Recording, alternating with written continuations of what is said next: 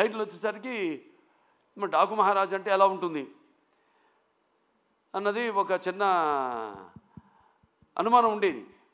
దాన్ని కూడా బాగా జాగ్రత్తగా ప్లాన్ చేసి ఇప్పుడు ఎలాగైతే మేము ముందు టీజర్ రిలీజ్ చేసాం, టీజర్లో ఏం చెప్పాలా, కొంచెం చప్పగా ఉందనుకున్నారు.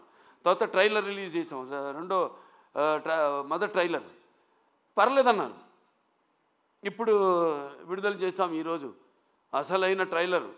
అంటే ఏదైతే అభిమానులు కోరుకుంటారో, అభిమానులే కాదు ఏదైతే జనం బాలకృష్ణ నుంచి కోరుకుంటారో మొత్తం అంతా పొందుపరిచి ఈ ట్రైలర్ని రిలీజ్ చేయడం జరిగింది. ఇవాళ అద్భుతమైన స్పందన వస్తుంది. సో సినిమా అంటే కేవలం ఎంతోమంది నటీనటులున్నారు ఇక్కడ.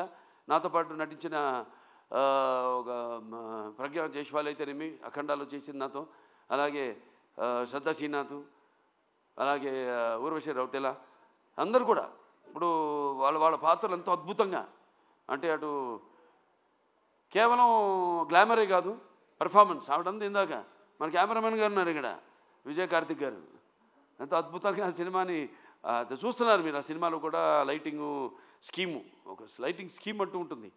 దాన్ని ఎలా అద్భుతంగా మేము చేసే సన్నివేశాలకి ఇంకా జీవం పోసి ప్రాణం పోసి ఎంత అద్భుతంగా వాటిని ప్రజెంట్ చేశారు.